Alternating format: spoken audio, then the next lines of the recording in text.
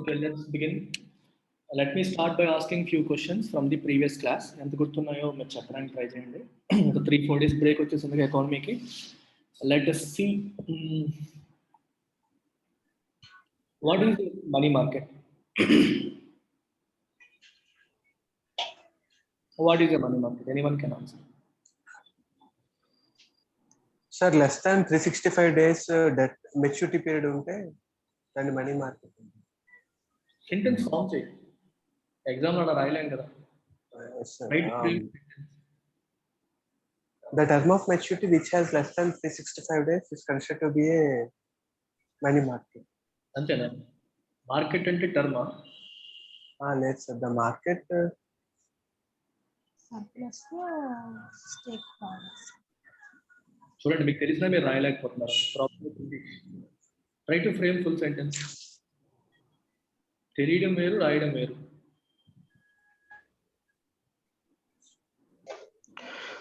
Yeah, hi sir. Yeah. Money markets are short-term markets which are regulated by the RBI. The duration of this money market is less than 365 days. Hey, Duration. 31st. The period. Money market duration. Market duration. A money market period, we can say.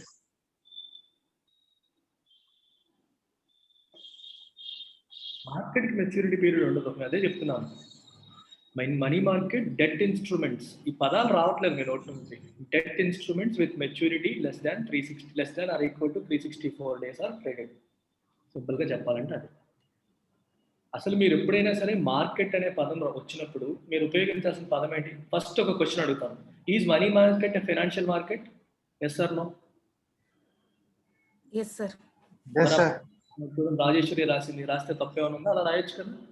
Money market is a short term financial market where in lending okay for maturities less than 360 happen between రెండు keywords ఏంటి? People with surplus.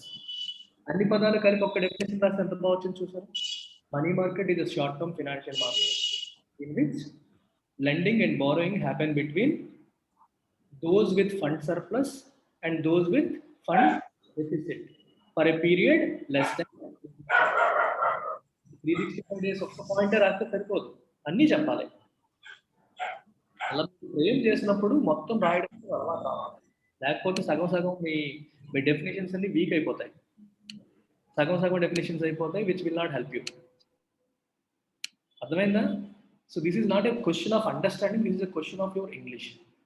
Trying to put it on paper. Exam లో మీరు answers రాయాలి. సబ్జెక్ట్ని ఈ రకంగా అర్థం చేసుకొని ప్రతి ఒక్క పాయింట్ క్యాప్చర్ అయ్యేలాగా రాయడం నేర్చుకోండి. Okay, so today let's discuss completely about money market. Let's go in detail about money market.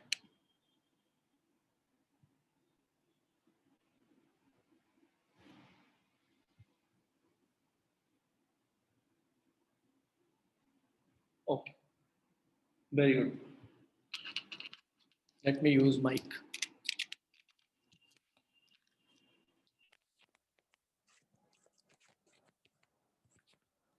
So money market is also a financial market.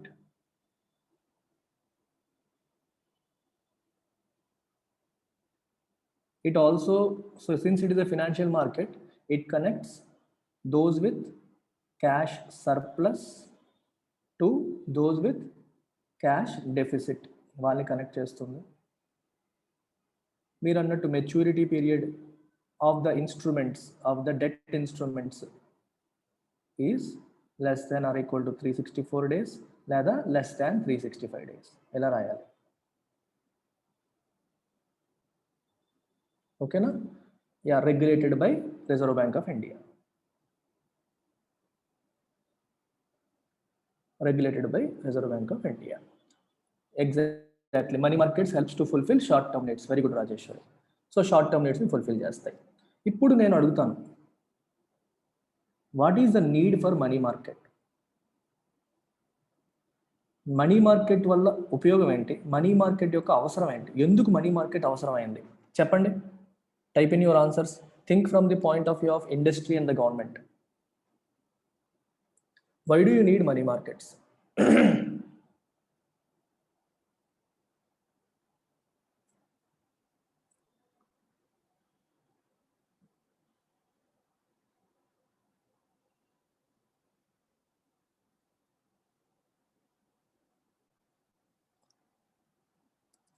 To provide liquidity to whom? It helps organization and government to handle short-term requirements of funds. Very good answer. Very good answer. Economic development కాదు. Economic development కొంతవరకే. Working capital requirements. Very good Rajeshwari. Economic expansion కాదు. So మీరు జనరల్గా రాసేస్తున్నారు. జనరల్గా రాస్తున్నారు. రఘు, రాహుల్ మీరు ఇస్తున్న answers అనేవి ప్రొడక్టివ్ అసెట్స్ కూడా కాదు. కాదు. ఇన్ఫ్రాస్ట్రక్చర్ డెవలప్మెంట్ కాదు. మీరు ఇచ్చిన ఆన్సర్ క్యాపిటల్ మార్కెట్కి హెల్ప్ అవుతుంది, మనీ మార్కెట్కి కాదు. థింక్ ఫినాన్షియల్ మార్కెట్ అన్నప్పుడు అన్నీ రాయొచ్చు, కానీ money market only caters to short term అంటే లెస్ దాన్ 364 days. నువ్వు ఎవరి దగ్గరైనా అప్పు తీసుకొని సంవత్సరంలోపే తిరిగి ఇచ్చేస్తానని చెప్పి నువ్వు ఇండస్ట్రీ పెట్టలేవు. It is impossible for you to give it. ఎందుకంటే నువ్వు ఈ రోజే మనీ తీసేసుకొని ఇండస్ట్రీ పెట్టేసి 1 yearలోనే ప్రాఫిటబుల్ అయిపోయి అప్పు తీర్చేయగలుగుతావా? ఆలోచించండి మీరు, కామన్ సెన్స్ మీరు చెప్పండి. Is it possible to take loan, start an industry with in 1 year? ఇల్లు కట్టడమే అవ్వదు, ఇండస్ట్రీ అంతా కన్స్ట్రక్ట్ చేసేసి మొత్తం చేసేసి ప్రాఫిట్స్ తెచ్చేసి can you repay the money? Tell me, is it possible to build a productive asset using money market? Ramya, you tell me.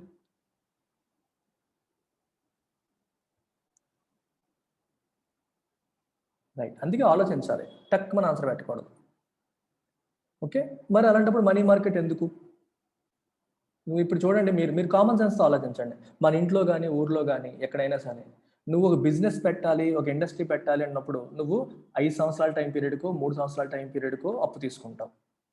లేదా next month నాకు వేరేది ఏదో వస్తుంది, టెంపరీగా కావాలి, ఈ 4 రోజులకి కావాలి అన్నాం. 4 రోజులకి కావాలని తీసుకొని నువ్వు ఇండస్ట్రీలు పెట్టేస్తావా, బిజినెస్ పెట్టేస్తామా? పెట్టాం. సో మనీ మార్కెట్ అనేది దేనికి? Especially if you think from the perspective of government, short term fund miss matches. Miss match అంటే అర్థం ఏంటి చెప్పండి? గవర్నమెంట్ ఎప్పుడు ఎస్టిమేషన్ వేసుకుంటుంది. ఏం ఎస్టిమేషన్ వేసుకుంటుంది? ఈ మంత్ ఎంత ఇన్కమ్ వస్తుంది, ఎంత ఎక్స్పెన్సెస్ ఉన్నాయని చెప్పి ఎస్టిమేషన్ వేసుకుంటుంది. ఇన్కమ్ ఏమో అనుకున్నంతగా గవర్నమెంట్ ప్లాన్ చేసినట్టుగా రాలేదు. ఇన్కమ్ రాలేదు కదా అని చెప్పి ఎక్స్పెండిచర్ ఆగిపోతుందా? ఆగదు. So there is a miss match. Government ఈ సంవత్సరం 1,00,000 కోట్లు స్పెండ్ చేయాలి, ఎక్స్పెండిచర్ అది. గవర్నమెంట్కి ఈ నెల 1,20,000 కోట్లు ఆదాయం రావాలి, అది ఎస్టిమేషన్. కానీ అనుకున్నట్టుగా రాలేదు, 80,000 కోట్లే వచ్చింది ఇన్కమ్. సో గవర్నమెంట్కి there is a short fall of 20,000 crores. So government can do what? It can go for money market instrument. ఒక టీ బిల్ని ఇష్యూ చేయొచ్చు, కావాలంటే ట్రెజరీ బిల్ని ఇష్యూ చేయొచ్చు. We will discuss all these things today. It can issue a T-bill. Issue చేయడం అంటే అర్థం ఏంటి? అప్పు తీసుకోవడం. ఓకే, ఎందుకు? Short term. ఈ మంత్ రాలేదు కదా, నెక్స్ట్ మంత్ వచ్చేసిందని గవర్నమెంట్కి కాన్ఫిడెన్స్ ఉంది. ఈ మంత్ కొన్ని అనివార్య కారణాల వల్ల రావాల్సిన ఇన్కమ్ రాలేదు, but it will be covered in the upcoming months. So కాబట్టి ప్రస్తుతానికి అప్పు తీసుకుందాం, తర్వాత ఎలాగో డబ్బులు వచ్చేస్తాయి కదా, దాంతో అప్పు తీర్చేద్దామని గవర్నమెంట్ అనుకోవచ్చు. So short term fund miss matches కోసం చేయొచ్చు, ఏదైనా షార్ట్ టర్మ్ వాటి కోసం కూడా చేయొచ్చు. మరి ఇండస్ట్రీ కోసం చెప్పండి, think from the perspective of industry. Industry needs what? Working capital. Working capital అంటే అర్థం ఏంటి? What is the meaning of working capital? ఈ రోజుగారు రన్నింగ్ కోసం, డైలీ ఆపరేషన్స్ కోసం కంపెనీస్కి మనీ కావాలి. సెటప్ చేయడం కోసం కావాల్సిన capital long term capital. Capital అంటాం సింపుల్గా దానికి, అంటే ఇండస్ట్రీ సెటప్ చేయడానికి అవసరమైంది. వర్కింగ్ క్యాపిటల్ అంటే అర్థం ఏంటి? Day to day affairs, salaries అని కాదు, మామూలుగా మెయింటెనెన్స్లు కానీ, ఏదన్నా ఎడిషనల్ చిన్న చిన్న ఐటమ్స్ కొనడం కానీ, రిపేర్లు చేయడం కానీ, వేజెస్ కానీ, శాలరీస్ కానీ. ఇండస్ట్రీ కూడా కొన్నిసార్లు అనుకున్నంతగా ఆ మంత్ శాలరీస్ రాకపోవచ్చు. రానప్పుడు they will have a need for working capital. Imagine money market అనేది లేదు అనుకోండి, అంటే అర్థం ఏంటి? పోనీ మీరు అనుకోండి, వర్కింగ్ క్యాపిటల్ నీడ్ కోసం 10 సంవత్సరాల టైం పీరియడ్కి బ్యాంక్కి వెళ్ళి లోన్ తీసుకుంటామా మనం? వేస్ట్ ఆఫ్ మనీ కదా మనకి. అంత అప్పు తీసుకొని మళ్ళీ ముందు కట్టేస్తాడు, పెనాల్టీస్ అంటాడు. Working capital need is always temporary. ఈ మంత్కి నీకు ఇబ్బంది అయింది, నెక్స్ట్ మంత్ సర్దేస్తావు, లేదా 3 నెలల్లో ఇబ్బంది అవుతుంది, తర్వాత సర్దేస్తావు. ఇట్లాంటి షార్ట్ టర్మ్ రిక్వైర్మెంట్స్ని మనం ఏమంటాం? వర్కింగ్ క్యాపిటల్ నీడ్స్ అంటాం. డే టు డే అఫైర్స్లో వచ్చే చిన్న చిన్న అవసరాలు. ఇలాంటి వాటి కోసం ఇండస్ట్రీకి కూడా షార్ట్ టర్మ్ క్యాపిటల్ అవసరం. షార్ట్ టర్మ్ అంటే తక్కువ టైం పీరియడ్తో దొరికే అప్పు అవసరం. So money market are financial market what ever it is, సింపుల్గా తీసుకోవడం ఏంటి, అప్పు అంటే తక్కువ టైం పీరియడ్తో అప్పు ఇచ్చేవాడు ఉన్నాడా అని చెప్పి చూస్తారు. తక్కువ టైం పీరియడ్తో అప్పు దొరికింది అనుకోండి, వాళ్ళకి హ్యాపీయే. అవసరం లేకుండా 1 yearకి 2 yearsకి తీసుకోవాల్సిన పని ఏంటి ఉంది. నువ్వు 2 నెలలు అప్పు తీర్చేయగలుగుతానన్నప్పుడు నువ్వు 2 నెలల పీరియడ్కి అప్పు కోరుకుంటావు. 2 సంవత్సరాల పీరియడ్కి తీసుకొని అవసరం లేకపోయినా వడ్డీ కట్టుకుని ఉండాల్సిన అవసరం ఏముంటుంది, లేదు కదా. అందుకని వర్కింగ్ క్యాపిటల్ నీడ్స్ కోసం ఇండస్ట్రీకి అవసరం. మీరు ఒకసారి ఆలోచించండి, ఒక 100 సంవత్సరాల చరిత్ర ఉన్న కంపెనీ ఉంది, కానీ ఆ కంపెనీకి ఆ సంవత్సరం అనుకోని పరిస్థితుల్లో ఆ ఒక్క నెల లేదా 2-3 నెలలు విపరీతమైన లిక్విడిటీ క్రంచ్ వచ్చింది. ఇప్పుడు COVID-19 వల్ల, లేకపోతే లాక్డౌన్ వల్ల, డిఫరెంట్ కారణాల వల్ల లిక్విడిటీ క్రంచ్ వచ్చింది, అంటే చేతిలో డబ్బులు లేకుండా అయిపోయింది. 100 సంవత్సరాల చరిత్ర ఉన్న కంపెనీ ఈ చిన్న సమస్య వల్ల మనీ మార్కెట్ అనేది లేకపోతే, వాళ్ళకి తక్కువ పీరియడ్కి అప్పిచ్చే వాళ్ళు లేకపోతే వాళ్ళ రెప్యుటేషన్ పోయే అవకాశం ఉంటుంది. ఆ నెల జీతం ఇవ్వలేకపోయింది అనుకోండి, ఇన్ని సంవత్సరాలుగా ఉన్న మంచి పేరు పోయే ఛాన్స్ ఉంటుంది. కొన్నిసార్లు బ్యాంక్రప్ట్ అయిపోయే అవకాశం కూడా ఉంటుంది. నీకు ఒక ఆబ్లిగేషన్ ఉంది, ఎవరికో పే చేయాలి, నీ దగ్గర తీసుకున్న నీకు రా మెటీరియల్ సప్లై చేసే వ్యక్తికి నువ్వు పే చేయాల్సి ఉంది, కానీ అనుకోని పరిస్థితుల్లో నీ సరుకు సేల్ అవ్వాల, లాక్డౌన్ వల్ల నీ సరుకు సేల్ అయితే నీకు డబ్బులు వచ్చేవి, నువ్వు పే చేసేవాడివి. నీ సరుకు సేల్ అవ్వలేదు, నీ దగ్గర డబ్బులు చేతిలో లేవు, what will you do? You will go for money market. Money మార్కెట్కి ఎలా వెళ్తారు అని నేను చెప్తాను. What are the instruments using which they can go అనేది చెప్తాను నేను, వెయిట్ చేయండి. సో ప్రస్తుతానికి అర్థం చేసుకోండి. So this is how industry also needs money market, government also needs money market. Are you getting it? Any doubts?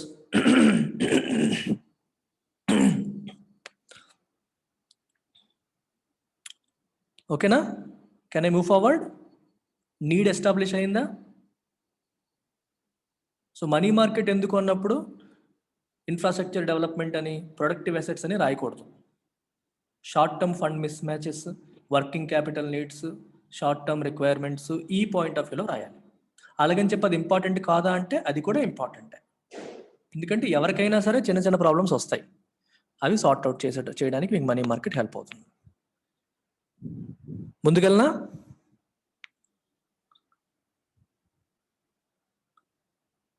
Money market in India.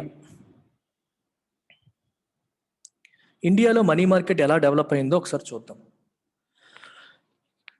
Money market అనేది ఇప్పుడు మీరు ఇలా చెప్తాను ఒకసారి. ఫస్ట్ మనీ మార్కెట్ని మనం 2 రకాలుగా డివైడ్ చేయాలి అనుకుంటే, ఒకటి ఆర్గనైజ్డ్, ఇంకోటి unorganised. Organised money market, unorganised money market. Unorganised money market అంటే మీకు చాలా ఈజీ. ఊర్లో money lenders, chit funds, all these things come under unorganised market. ఇందులో గవర్నమెంట్ రోల్ ఉండదు, రెగ్యులేషన్ ఉండదు. గవర్నమెంట్ రెగ్యులేషన్ ఎక్కువగా లేకుండా మన ఊర్లో చిట్ ఫండ్స్ నడుస్తాయి, మనకు తెలిసినోడే చిట్ వేస్తుంటాడు. అవన్నీ కూడా ఈ అన్ఆర్గనైజ్డ్ మార్కెట్లోకి వెళ్తాయి. అంటే గవర్నమెంట్ రెగ్యులేషన్ లేనివి, గవర్నమెంట్కి తెలియకుండా సైలెంట్గా జరిగేవి, తెలుస్తాయి కానీ రెగ్యులేషన్ లేదు. దీన్ని అన్ఆర్గనైజ్డ్ మార్కెట్ అంటాం. ఇది మనకి ఇంపార్టెంట్ కాదు, ఎందుకంటే ఇది చిన్న చిన్న నీడ్స్ని ఫుల్ఫిల్ చేస్తూ ఉంటుంది. ఊర్లో ఉన్న వాళ్ళకి చిన్న చిన్న అవసరాలను తీరుస్తూ ఉంటుంది. మనకు అవసరమైతే ఊర్లో ఉన్న మనీ లెండర్ దగ్గరికి వెళ్తాం, we will also take loan from him, money తీసుకుంటాం, ఏదో తాకట్టు పెడతాం. అంటే 1 year లోపు టైం పీరియడ్ అనుకుంటే దాన్ని మనీ మార్కెట్ కింద కన్సిడర్ చేస్తున్నాడు, అయిపోయింది. ఆర్గనైజ్డ్ అంటే where there is regulation of the government regulation, RBI రెగ్యులేషన్లో నడుస్తున్న మార్కెట్ని మనం, అంటే ఒక రూల్స్ ప్రకారం, పద్ధతి ప్రకారం నడిచేదాన్ని మనం ఆర్గనైజ్డ్ మనీ మార్కెట్ అంటాం. అయితే ఇది ఎప్పటి నుంచి ఉంది అంటే more than 3 decades, 1960s 70s నుంచే ఉంది. కాకపోతే only in the form of treasury bills ఫామ్లోనే ఉంది. ట్రెజరీ బిల్ అంటే ఏంటి, ఎలా ఫంక్షన్ చేస్తుంది నేను చెప్పబోతున్నాను, ప్రస్తుతానికి హోల్డ్ చేసుకోండి. అర్థమైందా? more than 3 decades నుంచి కూడా ఈ కాన్సెప్ట్ అనేది నడుస్తుంది. అంటే గవర్నమెంట్కి ఎప్పుడు షార్ట్ టర్మ్ రిక్వైర్మెంట్స్ వచ్చినా సరే they use to issue treasury bills issue చేసి దే యూస్ టు రైజ్ మనీని సేకరించేవాళ్ళు. అయితే ఇది ప్రాపర్గా ఒక ఆర్గనైజ్డ్గా ఒక మార్కెట్ లాగా డెవలప్ చేయడం అనేది 1980s స్టార్ట్ అయింది. డెవలప్మెంట్ అనేది ఎప్పుడు స్టార్ట్ అయిందంటే 1980s. మొట్టమొదటిసారి ప్రిలిమ్స్లో మీకు ఈ క్వశ్చన్ అడిగే అవకాశం ఉంటుంది. మొట్టమొదటిసారి 1985 for the very first time there is a committee called Chakravarthy committee.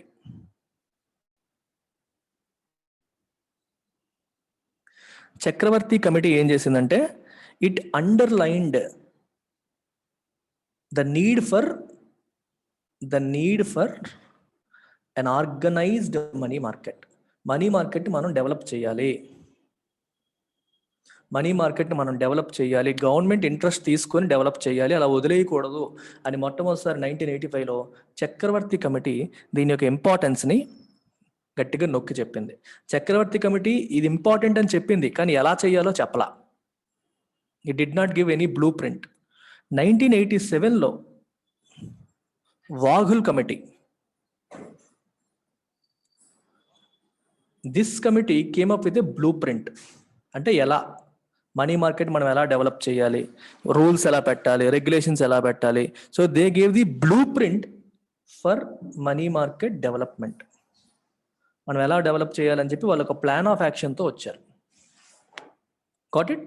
So money మార్కెట్కి సంబంధించి 2 కమిటీస్ పేర్లు మీకు ప్రిలిమ్స్లో అడిగే అవకాశం ఉంటుంది, మెయిన్స్లో ఆన్సర్ రైటింగ్లో కూడా అవసరం. Chakravarty committee spoke about it for the first time, we need to develop it అని చెప్పింది. Vaghul committee came up with a blueprint for its development. ఈ 2 గుర్తుంటే సరిపోతుంది. So shall we move forward?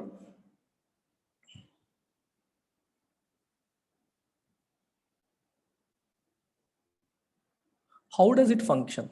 Money market ఎలా function అవుతుందో చూద్దాం. Money market ఎలా function అవుతుంది. ఇప్పుడు మీకు ఒక ఇంట్రెస్టింగ్ కాన్సెప్ట్ చెప్తాను. ఈ కాన్సెప్ట్ మీరు వింటే ఆ కాన్సెప్ట్ బేస్ చేసుకుని మనీ మార్కెట్ ఫంక్షన్ అవుతుంది అని మీకు అర్థమవుతుంది. సో దేర్ ఆర్, మీకు ఒకసారి లాస్ట్ క్లాస్లో మాట్లాడినప్పుడు వీ స్పోక్ అబౌట్ 2 things. ఏం మాట్లాడాం? ఈక్విటీ వర్సెస్ డెట్ మాట్లాడినప్పుడు మీకు గుర్తుందా? ఈక్విటీలో డిఫైనింగ్ కాంపోనెంట్ ఏంటి? డివిడెండ్. డెట్లో ఇంట్రెస్ట్. డెట్లో నువ్వు పెట్టేది ఇంట్రెస్ట్ కోసం, ఈక్విటీలో డివిడెండ్ లేకపోతే గ్రోత్. నువ్వు మనీ అలా పెట్టేసి నీకు ఆదాయం ఏ రూపంలో వస్తుంది? వస్తే డివిడెండ్ రూపంలో వస్తుంది, లేదంటే గ్రో అవుతూ ఉంటుంది. సో ఇంట్రెస్ట్కి కొంచెం కరస్పాండింగ్ కాంపోనెంట్ ఈక్విటీలో ఏంటంటే మనం ఏం చెప్తాం? డివిడెండ్ అని చెప్తాం. Dividend is nothing but a certain percentage of the profits. ప్రాఫిట్లో సర్టెన్ పర్సంటేజ్ని మనం డివిడెండ్ అంటాం. అయితే ఇక్కడ ఇంట్రెస్టింగ్ కాన్సెప్ట్ ఏంటంటే,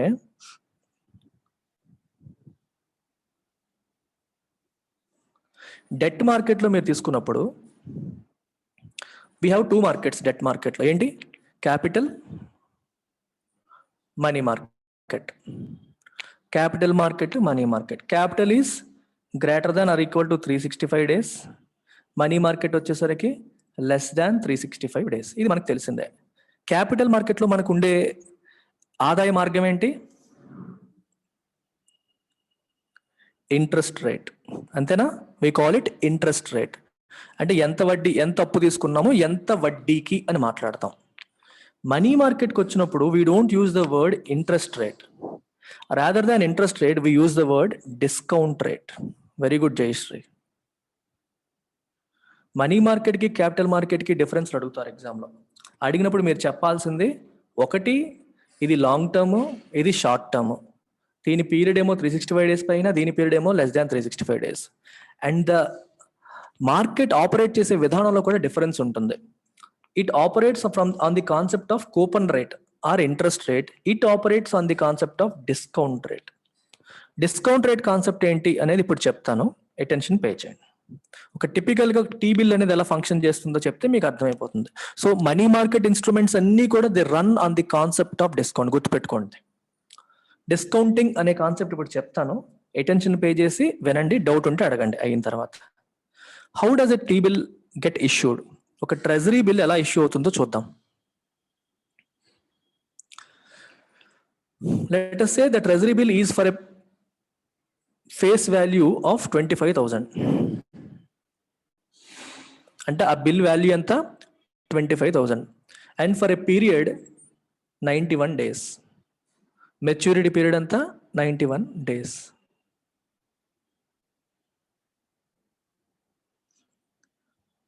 ఇది ట్రెజరీ బిల్ కదా. ఇప్పుడు ఈ ట్రెజరీ బిల్ అమ్మినప్పుడు మనం ఎంత పెట్టుకుంటాం? What is the price? What is the price at which we buy it?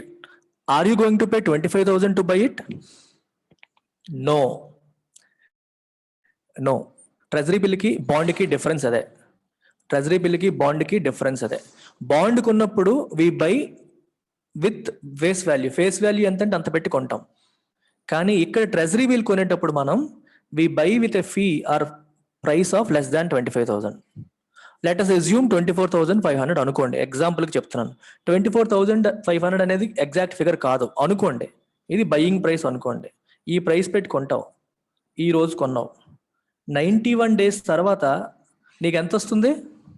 You will only get face value. So face value is equal to your maturity value.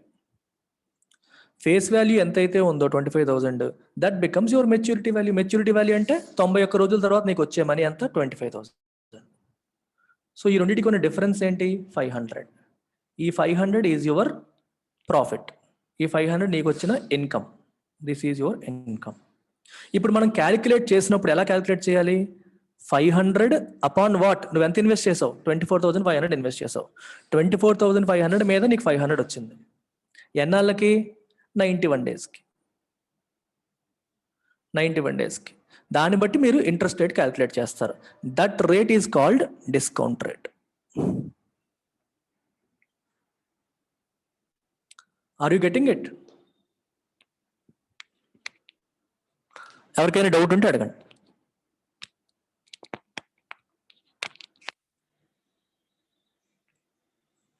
Everybody, I'm waiting for your response.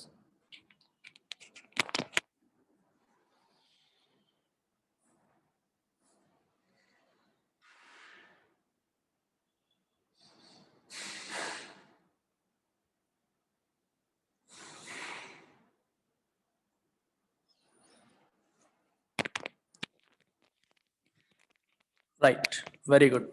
So the percentage whatever it is, నేను rough estimation తీసుకున్నాను, అది కరెక్టా తప్ప? Example కోసం 24,500 అనుకున్నాను. It's not always 24,500. అలా కాదు అది. సో ఆ రోజు మార్కెట్లో ప్రివైలింగ్ ఇంట్రెస్ట్ రేట్లు బట్టి వెళ్తుంది. Generally it gets influenced by prevailing repo rate. Repo rate బట్టి వెళ్తుంది. అప్పటికి రెపో రేట్ ఎంత ఉంది అనే దాన్ని బట్టి డిస్కౌంటింగ్ రేట్ అనేది ఆధారపడుతూ ఉంటుంది. ఓకేనా? So can we move forward now? సో ఇప్పుడు మనీ మార్కెట్ అనగానే మీకు గుర్తు రావాల్సిన కీవర్డ్స్ చెప్పండి. మనీ మార్కెట్ అనగానే గుర్తు రావాల్సిన keywords: short term, next discount rate, RBI. Keywords regulated by RBI. ఇది అన్నిటికీ common. Cash surplus and cash scarce. ఇది కామన్ అన్ని ఫైనాన్షియల్ మార్కెట్స్కి, ఇది కామన్. షార్ట్ టర్మ్లోనే మీరు లెస్ దాన్ 365 days. ఇంకా గవర్నమెంట్ పాయింట్ ఆఫ్ వ్యూలో ఫండ్ మిస్ మ్యాచ్ ఇంకో కీవర్డ్. అంటే మీరు ఆన్సర్స్ రాయడానికి keywords important. Industry point of వ్యూలో వర్కింగ్ క్యాపిటల్. ఇలా. సో ఈ keywords, Chakravarty committee, Vaghul committee. Very good. చక్రవర్తి కమిటీ, వాగుల్ కమిటీ. సో ఈ కీవర్డ్స్ అనేవి మీ మైండ్లో పడితే వీటిని ఉపయోగించి ఆన్సర్స్ రాసేస్తారు, ఇచ్చేదాన్ని బట్టి, ఇచ్చే క్వశ్చన్ బట్టి. 1985, 1987. Very good. మీకు ఇయర్ సరిగ్గా గుర్తు లేకపోయినా పర్లేదు, కమిటీ పేర్లు ఇంపార్టెంట్. 1980sలో మీకు డౌట్ వచ్చింది అనుకోండి, ఏ ఇయర్లో, ఇన్ ద 1980s అని చెప్పి మొదలు పెట్టేయచ్చు, తప్పులేదు. ఎగ్జాక్ట్గా ఇయర్స్ గుర్తు లేకపోవచ్చు, ఇప్పుడు అలా రాయొచ్చు. ఫైన్. సో ఇప్పుడు మీకు చెప్తుందంటే money market works on the principle of discounting. అది గుర్తుపెట్టుకోండి. Capital market works on the principle of coupon rate or interest rate, but money market works on the principle of discounting. Now let us see what are the different instruments of money market. Money మార్కెట్లో ఉన్న instruments ఏంటి, tools ఏంటి? Money మార్కెట్లో మనం మాట్లాడేటప్పుడు first మాట్లాడే money market ఏంటి, instrument ఏంటి? T bill or treasury bill. Treasury bill is the most important or most prominent. మొదటి నుంచి ఉంది, ఓల్డెస్ట్ కూడా. వెయిట్ చేయి రాజేశ్వరి. ఓల్డెస్ట్ అండ్ మొదటి నుంచి ఉంది, most prominent. I will cover everything. Only thing is you have to hold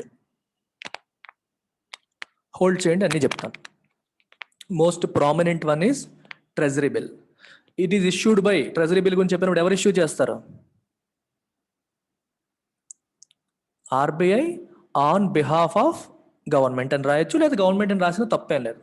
government తరపున RBI, రెండు కరెక్ట్ ఆన్సర్లే. గవర్నమెంట్ తరపున ఆర్బీఐ ఇష్యూ చేస్తుంది. ఫర్ ఎ పీరియడ్ చెప్పండి. 91 days, 182 days, 364 days. 3 టైం పీరియడ్స్కి 3 మెచ్యూరిటీ పీరియడ్స్తో ఇష్యూ చేస్తారు ట్రెజరీ బిల్స్. ఇంతకు ముందు 14 daysకి 91 daysకి కూడా చేసేవారు. 14 days కూడా చేసేవారు ఇంతకు ముందు చేసేవాళ్ళు. ఇది డిస్కంటిన్యూ అయిపోయింది. సో ఇది మీరు రాయకపోయినా పర్లేదు. You have to mention this.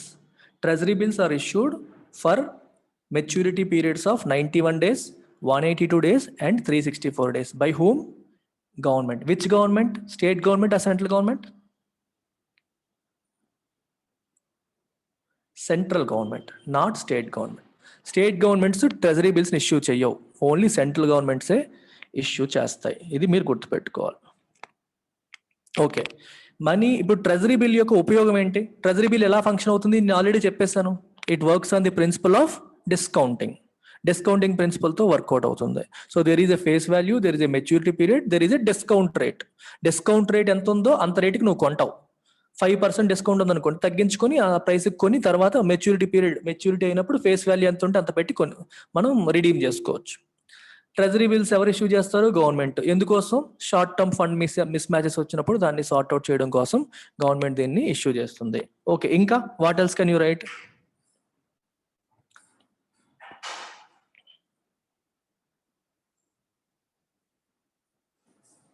They can function as short-term investment avenues. మీరు 2 రకాలుగా గుర్తుపెట్టుకోండి. ఇన్వెస్ట్మెంట్ ఎవెన్యూ అంటే అర్థం ఏంటి? ఈరోజు నా దగ్గర డబ్బులు ఉన్నాయి, నాకేమో 3 నెలల పాటు ఆ డబ్బులతో పని లేదు, కానీ 3 నెలల తర్వాత నాకు పని ఉంది. Are you getting my point? నా దగ్గర డబ్బులు ఉన్నాయి, 3 నెలల వరకు నాకు ఆ డబ్బులతో పని లేదు, 3 నెలల తర్వాత పని ఉంది. నేను ఏం చేస్తాను? I would like to invest it for 3 months. నేను 3 నెలలకి ఇన్వెస్ట్ చేద్దాం అనుకుంటాను. 3 నెలలకి బ్యాంకులో 90 రోజులు డిపాజిట్ ఎంత అని చూశాను, తక్కువ ఉంది, వడ్డీ ఎక్కువగా ఇంట్రెస్టింగ్ గా లేదు. So I can look at money market. ఒకవేళ మనీ మార్కెట్ లో బెటర్ ఇంట్రెస్ట్ రేట్స్ ఉంటే నేను మనీ మార్కెట్ లో పెట్టుకోవచ్చు. So short term investment revenue కింద పనిచేస్తుంది. బ్యాంకు దగ్గర కూడా క్యాష్ ఉంది. ఇప్పుడు banks have loads of cash for now. Next 3 months వరకు సీజన్ లేదు, కంపెనీస్ ఏవి అప్పడానికి రావట్లేదు. బ్యాంకులు వాళ్ళ దగ్గర అలాగా పెట్టుకున్నారు అనుకోండి, బ్యాంకుకి లాస్ కదా, లోన్లు కూడా ఎవరు అడగట్లేదు. సో బ్యాంక్స్ ఏం చేస్తాయి? They can also invest in money market. అంతే కదా, క్యాష్ సర్ప్లస్, క్యాష్ డెఫిసిట్ మనం ఆల్రెడీ మాట్లాడుతుంది. So they can also by అయిపోతుంది.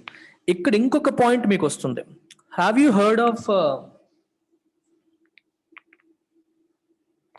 Statutory liquidity ratio? విన్నారా? మనం మాట్లాడాం ఇంతకుముందు. బ్యాంకింగ్ సెక్టర్లో మనం డీటెయిల్డ్గా మాట్లాడతాం, కానీ నేను చాలాసార్లు ఈ పేరు వాడుతూ ఉన్నాను, స్టాట్యుటరీ లిక్విడిటీ రేషియో.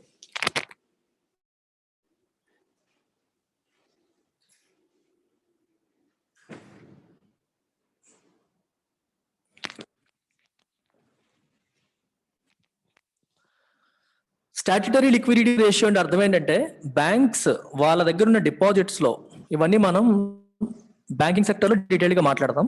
ప్రస్తుతానికి 2 keyగా అర్థం చేసుకోండి. ఎన్డిటిఎల్ అంటే net demand and time liabilities. I talk about it in detail when we talk about banking sector. ప్రస్తుతానికి అర్థం చేసుకోవాల్సింది ఏంటి?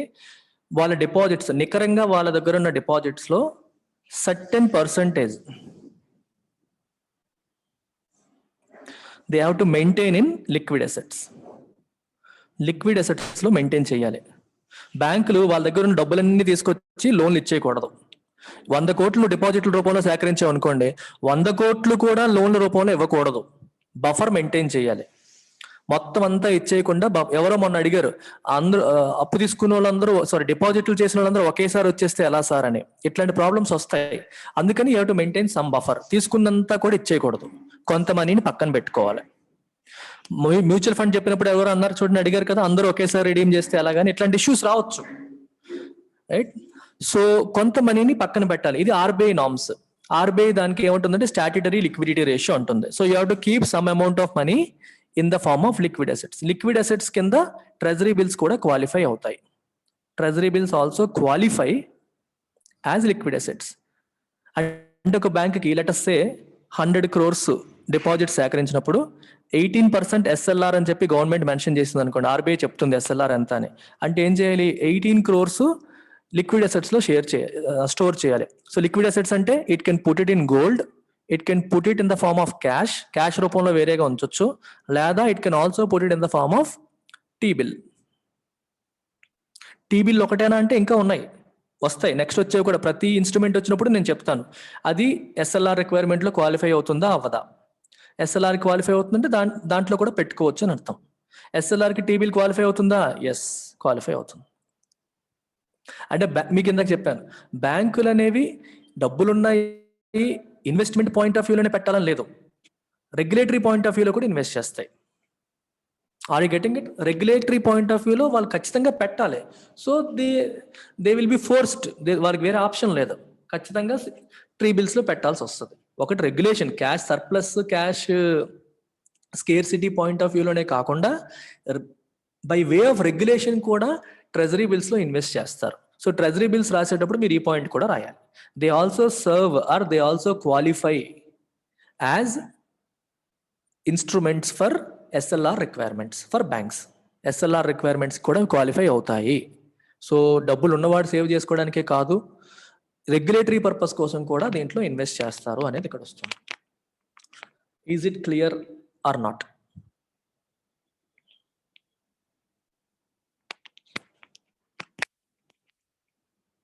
Everyone.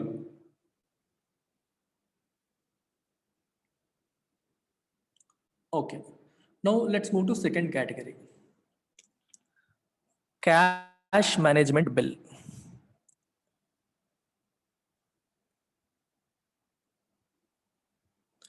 Same like treasury bills. Treasury bills ఎలా ఫంక్షన్ చేస్తాయి, ఇవి కూడా అలాగే ఫంక్షన్ చేస్తాయి. ఇవి కూడా money market instruments, short term. అయితే వీటి పీరియడ్ ఎంత, లెస్ దాన్ 91 days, అంటే less than or equal to 90 days. 91 days కంటే తక్కువ పీరియడ్కి ఇష్యూ చేస్తే we call it cash management. Again issued by same factors, RBI on behalf of government of India. RBI on behalf of government. RBI అని రాసి ఎప్పుడు వదిలేయకూడదు మీరు. ఎగ్జామ్లో మీరు రాయాలంటే గవర్నమెంట్ ఆఫ్ ఇండియా ఇష్యూ చేస్తుందని రాస్తే తప్పులేదు, లేదా ఆర్బీఐ అని రాశారంటే on behalf of government of India అని రాయాలి, గుర్తుపెట్టుకోండి.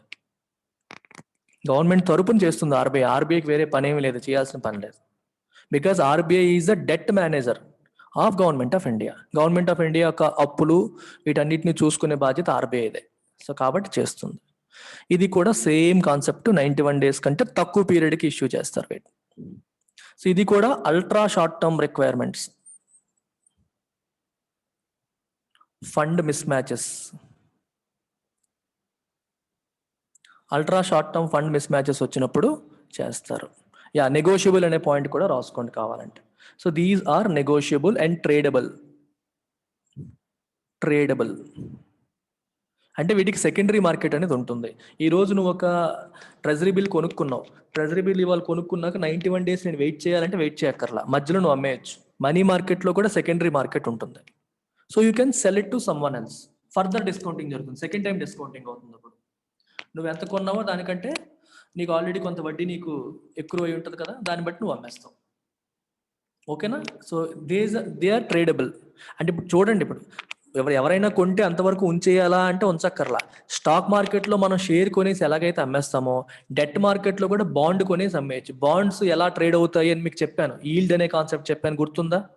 ఈల్డ్ ఎలా ఫంక్షన్ అవుతుంది, బాండ్ కి సెకండరీ మార్కెట్ ఎలా ఫంక్షన్ అవుతుంది. Same like that money market కి కూడా సెకండరీ మార్కెట్ ఉంటుంది. You can also sell your T bills.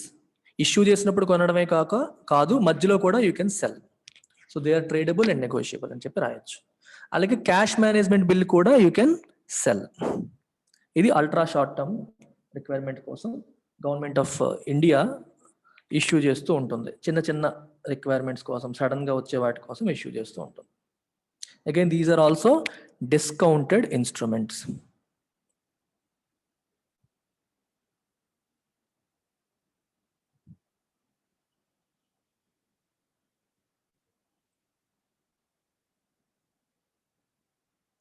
Clear? Can I move on? మరి దీంట్లో కొత్తగా చెప్పడం లేదు, ట్రీ బిల్కి అప్లై చేసే ప్రతి దీనికి అప్లై అవుతుంది. Again they also qualify for SLR requirements. Cash management బిల్కి ట్రెజరీ బిల్కి డిఫరెన్స్ ఏంటి? Only time period. రెండు గవర్నమెంట్ ఆఫ్ ఇండియా ద్వారా ఇష్యూ చేయబడేవే, రెండు SLR రిక్వైర్మెంట్స్కి క్వాలిఫై అవుతాయి, రెండు షార్ట్ టర్మే. ఓన్లీ థింగ్ ఏంటంటే టైం పీరియడ్, మెచ్యూరిటీ పీరియడ్. ఇది లెస్ దాన్ 91 days, అదేమో 91 days or more, 91, 182 and 364. That's the only difference between CMB and treasury bills. ఇవి కూడా SLR రిక్వైర్మెంట్కి క్వాలిఫై అవుతాయి. అంటే banks can also put their money in cash management bill also, not just T bill. T బిల్లోనే కాదు, ఇందులో పెట్టినా సరే SLR requirement ప్రకారం అది క్వాలిఫై అవుతుంది. Can I move forward? CMB నుంచి ముందుకు వెళ్దామా? నెక్స్ట్ ఇన్స్ట్రుమెంట్కి వెళ్దామా?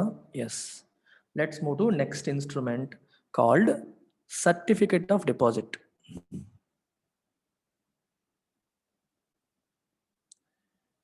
Certificate of deposits are issued by banks and financial institutions. So these are not issued by government. గుర్తుపెట్టుకోండి, ఇవి గవర్నమెంట్ ఇష్యూ చేసేవి కాదు, బ్యాంక్స్ ఫినాన్షియల్ ఇన్స్టిట్యూషన్స్ చేస్తాయి. ఇది 1989 నుంచి ఇవి యాక్షన్లోకి వచ్చాయి. ఓకే, ఇవి కూడా ట్రేడబుల్, నెగోషియబుల్. నువ్వు బేరం ఆడుకోవచ్చు, ట్రేడ్ చేసుకోవచ్చు. అయితే బ్యాంక్స్ అండ్ ఫినాన్షియల్ ఇన్స్టిట్యూషన్స్ ఇవి చేస్తాయని చెప్పాను చూడండి. ఫస్ట్ చేసేవి బ్యాంక్సే. ఫినాన్షియల్ ఇన్స్టిట్యూషన్స్ని 1993 నుంచి RBI అలో చేసింది. 1993 నుండి, from 1993 financial institutions like IFCI, IDBI, IIBI ఇలాంటి సంస్థలు, వీటి గురించి మనం తర్వాత మాట్లాడదాం. ఈ సంస్థలు కూడా వీటిని ఇష్యూ చేయడం అనేది మొదలుపెట్టాయి. EXIM bank, export import bank అంటాం, ఇది వీళ్ళు కూడా ఇష్యూ చేయడం మొదలుపెట్టారు. But what is a certificate of deposit? Certificate of deposit అంటే అర్థం ఏంటి? It is like a fixed deposit లాగే వినడానికి మీకు ఫిక్స్డ్ డిపాజిట్ లాగే అనిపిస్తుంది, కానీ దీంట్లో minimum 1 lakh and multiples of it. 1 lakh and multiples of it. Bank certificate of deposit issue చేసింది అంటే ఎంతకి ఇష్యూ చేస్తుంది? 100కి, 200కి, 500కి చేయదు. మినిమం 1 lakh లేదా multiples of it. So it will only be in lakhs. అంటే పెద్ద పెద్ద డబ్బులు ట్రేడ్ అవ్వడానికి మాత్రమే ఇది ఉపయోగిస్తారు, సర్టిఫికేట్ ఆఫ్ డిపాజిట్. అయితే మరి ఎవరు కొంటారు? Anyone can buy. Corporate companies కొనొచ్చు, డబ్బులు ఎక్కువగా ఉన్నాయనుకోండి. వాళ్ళు ఏంటి, మనకి బ్యాంకుల్లో FD చేసేదానికంటే దీంట్లో ఎక్కువ వడ్డీ వచ్చిందంటే ఇందులో కొనుక్కుంటారు. రైట్? టైం పీరియడ్ ఎంత? Less than 1 year. బ్యాంకులు ఇష్యూ చేసే వాటికి less than 1 year. Financial institutions issue చేసేదానికి 1 to 3 years. సో ప్రాక్టికల్గా అడిగితే ఈ ఫైనాన్షియల్ ఇన్స్టిట్యూషన్స్ ఇష్యూ చేసే సర్టిఫికేట్ ఆఫ్ డిపాజిట్కి మనీ మార్కెట్ కింద క్లాసిఫై చేయాలా చేయకూడదంటే డైసీ. మనీ మార్కెట్ అంటే లెస్ దాన్ 1 year కాబట్టి చేయకూడదు లెక్క ప్రకారం, కానీ దాని పేరు certificate of deposit. Bank issue చేసేదైతేనే less than 1 year, financial institutions issue చేసేవి 1 to 3 years టైం పీరియడ్కి సర్టిఫికేట్ ఆఫ్ డిపాజిట్ అనేవి ఇష్యూ చేస్తాయి. ఎలా ఇష్యూ చేస్తాయి ఒకసారి చూద్దాం. Let's take a bank. It is issuing a CD. Let us say 5 lakhs. లెట్ us say టైం పీరియడ్ వచ్చేసి 364 days. 364 daysకి ఇష్యూ చేసింది అనుకోండి. ఇష్యూ చేసినప్పుడు ఎలా ఇష్యూ చేస్తుంది మీరు చెప్పండి ఆలోచించి. How is it going to issue? Let us say నేనున్నాను,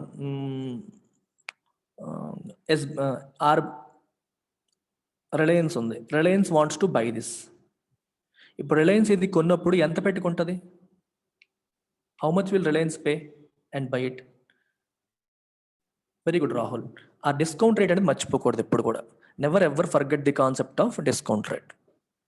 it will buy at some 4.5 lakhs లేదా 4.8 lakhs ఎంతో పెట్టి కొంటుంది. 364 days తర్వాత రిలయన్స్కి ఎంత వస్తుంది? 5 lakhs వస్తుంది. The way it functions is always on discounting. అది మర్చిపోకండి. అందుకే అడిగాను క్వశ్చన్. మీకు ఫిక్స్డ్ డిపాజిట్ లాగా అనేసుకొని వెంటనే మీరు ఆ 5 lakhs పెట్టి కొంటారు, తర్వాత దాని మీద వడ్డీ వస్తుంది అనుకోకూడదు. మనీ మార్కెట్ ఇన్స్ట్రుమెంట్స్ అన్నీ కూడా they work on the concept of discounting. Never ever forget that. Yes or no, clear are you have any doubts? ఇందాక మనం ట్రెజరీ బిల్లు 25,000 అన్నాను, మనం కొంటాము 91 days తర్వాత మెచ్యూరిటీ అన్నాం. ఇక్కడ ఏమంటున్నాం, గవర్నమెంట్ ఆఫ్ ఇండియా ప్లేస్ లో బ్యాంక్ ఉంది, అంతే తేడా. అమౌంట్ వచ్చేసరికి 1 lakh and multiples of it అంటున్నారు. బ్యాంకులు ఇష్యూ చేస్తాయి, కొనాలనుకునే వాళ్ళు కొనుక్కోవచ్చు.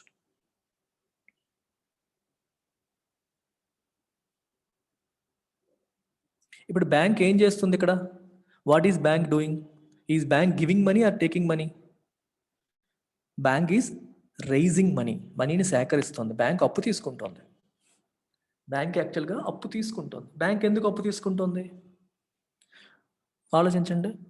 ప్రాబబ్లీ బ్యాంక్కి ఏదో లోన్ రిక్వైర్మెంట్, ఎవడో లోన్ అడుగుతున్నాడు అనుకోండి, బ్యాంక్ దగ్గర సడన్గా డబ్బులు లేవు, సరే మనం కొన్ని సీడీలు ఇష్యూ చేద్దాం, డబ్బులు వస్తాయి, పెద్ద ఇది ఎలాగో 15% మనకు వడ్డీ ఇస్తాడు, మనం సీడీ మీద 8% ఇస్తే చాలు కదా అని చెప్పి it might issue certificates of deposit. ఎవరన్నా ఇంట్రెస్ట్ ఉన్న వాళ్ళు కొనుక్కుంటారు, ఆ డబ్బులు తీసుకొచ్చి బ్యాంక్ లోన్ ఇచ్చుకోవచ్చు, వాళ్ళ ఇష్టం అది. Is it clear to every one or you have any doubts? Let me no.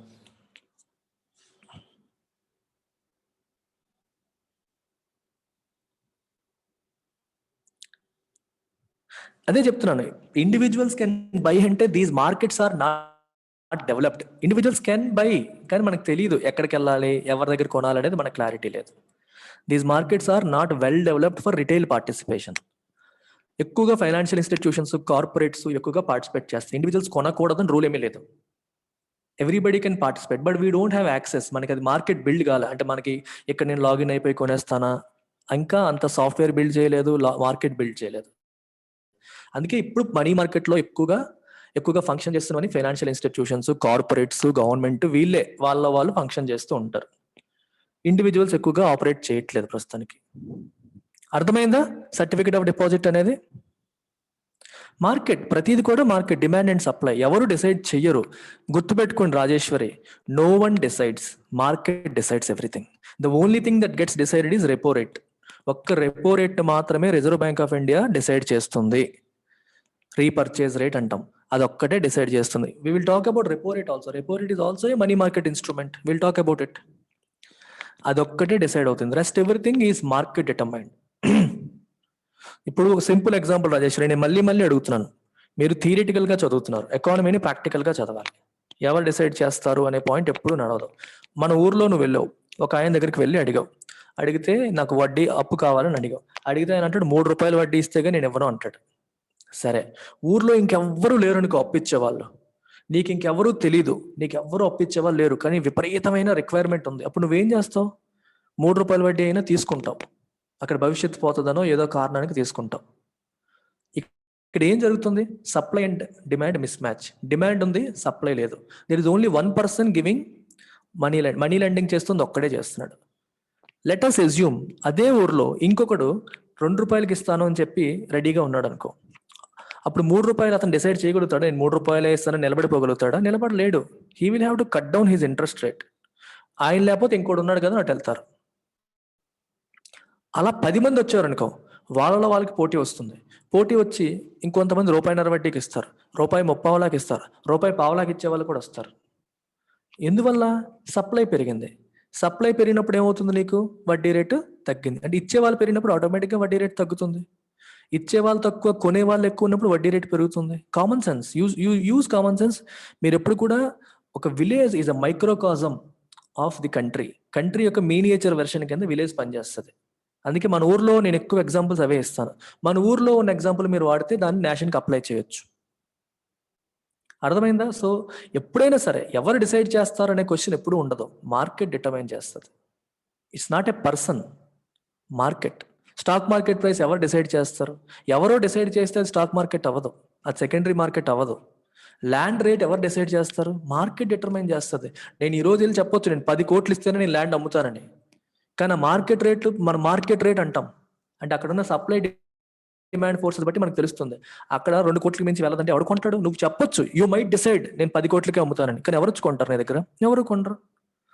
So rates are determined by market, which is again based on demand and supply. Common sense చిన్నప్పటి నుంచి మనం చూస్తుంది. అర్థమవుతుందా? అదే. So market determined. నువ్వే ఆలోచించమన్నా, మళ్ళీ face value మీద ప్రాఫిట్ ఉంటుందా అని అడుగుతున్నావు. ఆన్సర్ చేయండి తనకి. మునేష్కి ఆన్సర్ చేయండి. ఈ రెండింటికి మధ్యలో ఉండేదే కదా ప్రాఫిట్, లేకపోతే ఇంకేమైనా ఉంటుందా? ఈ 20,000 కదా తనకు వచ్చేది. ఆ మార్జినే ప్రాఫిట్, మళ్ళీ సెపరేట్గా ఉండదు. సింపుల్. మనీ మార్కెట్ అంటే అంతే. What ever is the margin is your income. అంటే నీ వైపు నుంచి నువ్వు ఆలోచిస్తుంటే నేను 4,80,000 పెట్టాను, నాకు 20,000 వచ్చింది, ఇలా క్యాల్కులేట్ చేసుకోవాలి. నేను 4.8 పెట్టాను, నాకు 20,000 వచ్చింది అనుకుంటాం. This is how you will think. Money మార్కెట్లో ఇప్పుడు ఇంతే. మళ్ళీ 5 లక్షల మీద ఇంకేమైనా ఇస్తారా? ఏమి ఇవ్వరు. ఇంకా నీకు 5 లక్షలతో తక్కువ రేటుకి ఇచ్చారు, మళ్ళీ ఇంకేమి ఇస్తారు దానిపైన? ఏమీ ఇవ్వరు. ఇప్పుడు సర్టిఫికేట్ ఆఫ్ డిపాజిట్స్కి ఫిక్స్డ్ డిపాజిట్స్కి ఉన్న కొన్ని డిఫరెన్సెస్ చూద్దాం. ఫిక్స్డ్ డిపాజిట్స్లో ఇక్కడేంటి 1 lakh and more and multiples of it. ఇక్కడ నీకు 1000 రూపీస్ నుంచి లేకపోతే 100 రూపాయలు 500 నుంచి కూడా కొంతమంది ఇస్తారు. సో తక్కువ టైం పీరియడ్స్ కూడా వస్తుంది. ఇక్కడ ఇంట్రెస్ట్ రేట్ కాంపోనెంట్ ఉంటుంది, వడ్డీ ఇస్తారు. ఇక్కడ డిస్కౌంట్ రేట్ కాంపోనెంట్ ఉంటుంది. ఇవి సెకండరీ మార్కెట్లో కూడా వర్క్ అవుతాయి. ఇక్కడ సెకండరీ మార్కెట్ ఉండదు. నేను ఎఫ్డీని తీసుకొచ్చి నేను ఇంకోటికి ఇచ్చేస్తాను అంటే అవుతుందా? అవ్వదు. సో సెకండరీ మార్కెట్లో ఉంది కాబట్టి ట్రేడబుల్. నువ్వు ఒక దగ్గర సీడీకి తీసుకొని ఇంకోటికి అమ్మేయచ్చు, మళ్ళీ ఇలాంటివి కూడా చేయొచ్చు. ఎఫ్డీలు అలా అమ్మడానికి అవ్వదు. సో ఇవి మీకు primary differences between certificate of deposit and fixed deposit. ఇవి ప్రిలిమ్స్లో క్వశ్చన్స్ రూపంలో రావచ్చు, మెయిన్స్లో అడిగేంత ఉండదు. స్టేట్మెంట్స్ ఇస్తాడు. Certificate of deposit works on the principle of discount rate, whereas fixed deposit works on the principle of interest rate అంటాడు. Yes, correct, అబద్ధమేం కాదు అది. Statement is true. ఇట్లాంటివి వస్తాయి మీకు. క్లియర్? అర్థమైందా? సర్టిఫికేట్ ఆఫ్ డిపాజిట్ కాన్సెప్ట్ అర్థమైపోయిందా లేదా? Can we move to next instrument? Okay. Next instrument is called commercial paper.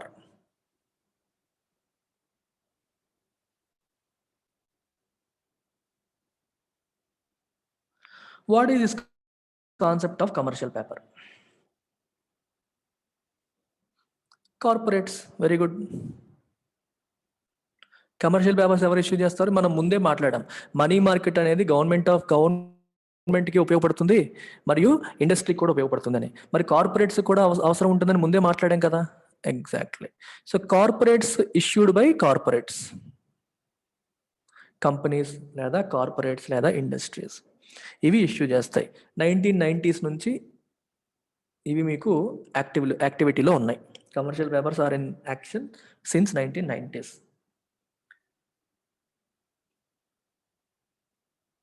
And it should be a listed company, అంటే స్టాక్ మార్కెట్లో లిస్ట్ అయి ఉండాలి. స్టాక్ మార్కెట్లో లిస్ట్ అయి ఉండాలి అంటే ఆల్రెడీ ఐపీఓ ఇచ్చి స్టాక్ మార్కెట్లో లిస్ట్ అయి ఉండాలి. క్రెడిట్ రేటింగ్ ఉండాలి. ఎవరిస్తారు క్రెడిట్ రేటింగ్? క్రిసిల్, ఇక్రా లాంటి కంపెనీస్ ఇస్తాయి. What is credit rating? Credit rating అంటే అర్థం ఏంటి?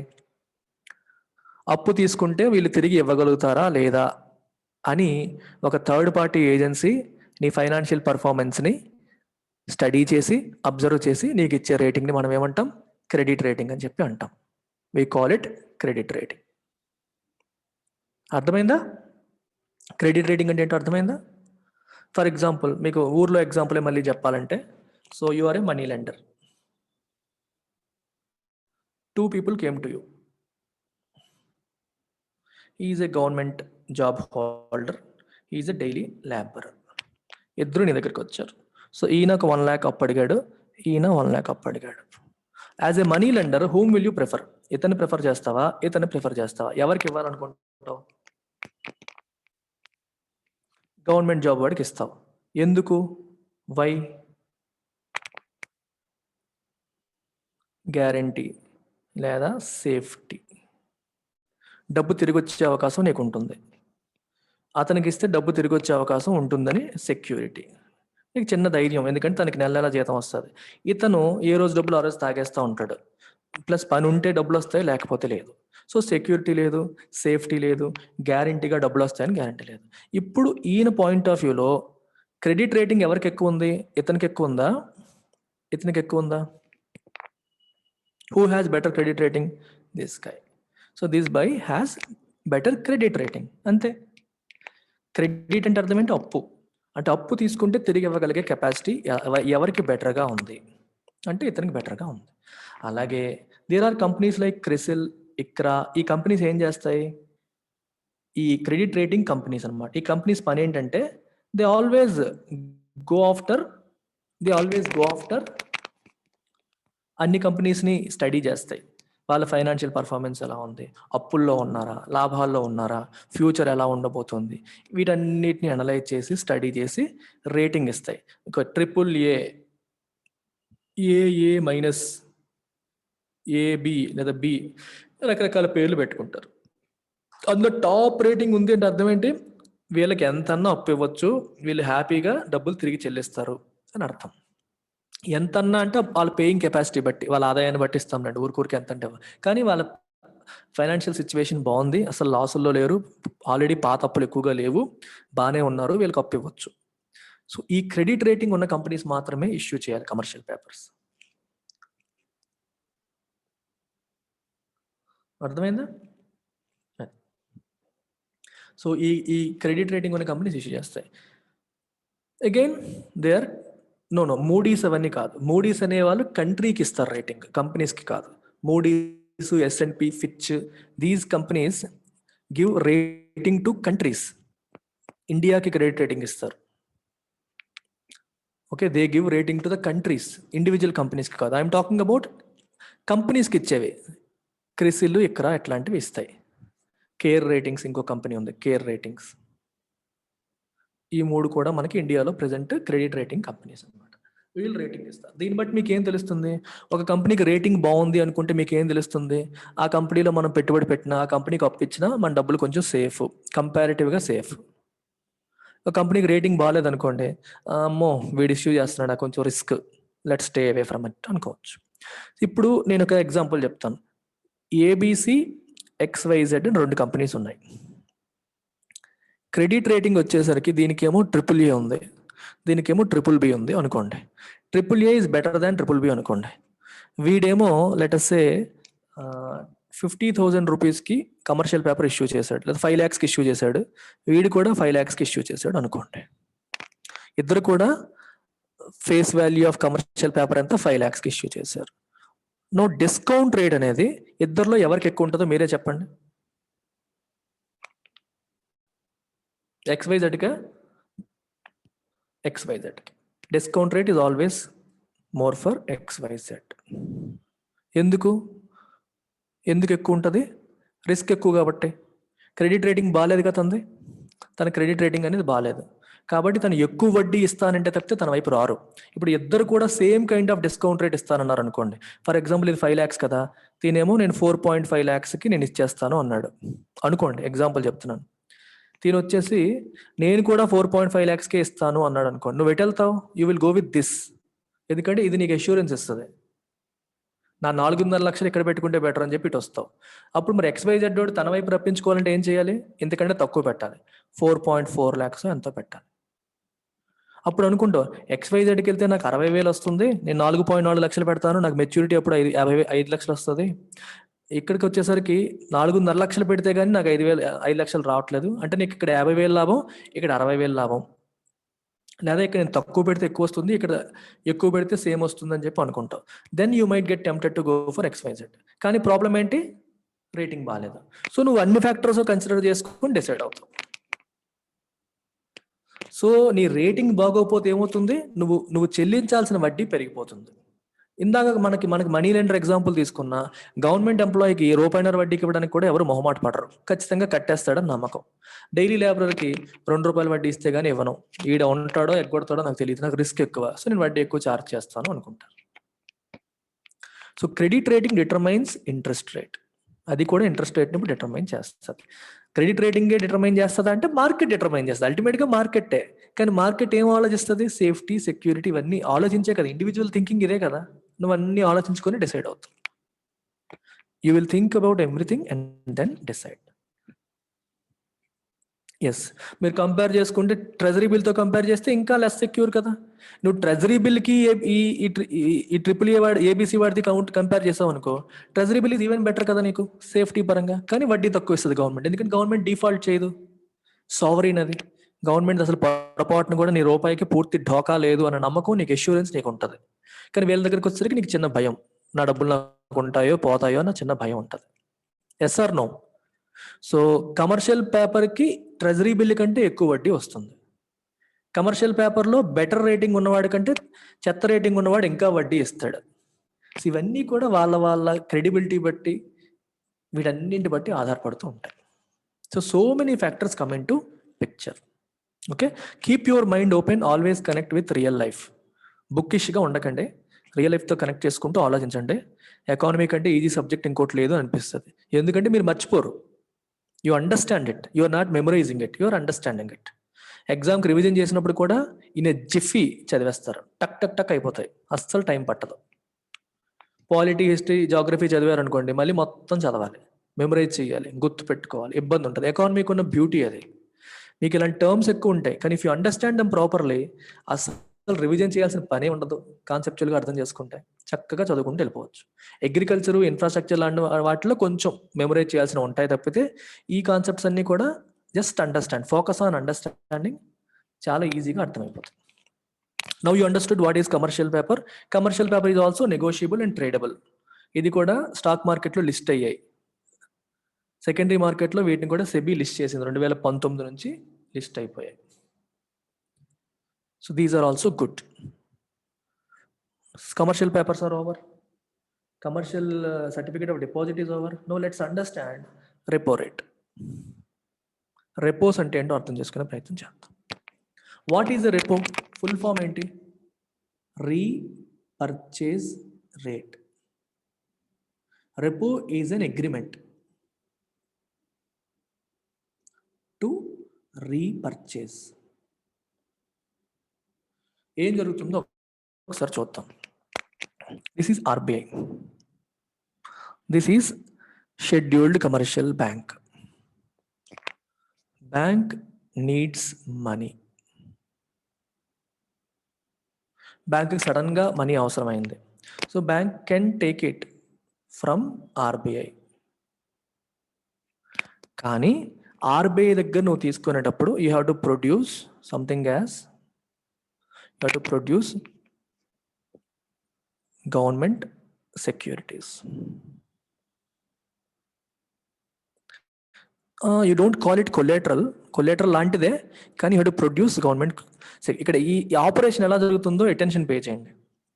ఒక హామీ లాగా అని కాదు, think of it in a different manner. Government securities produce చేయాలి.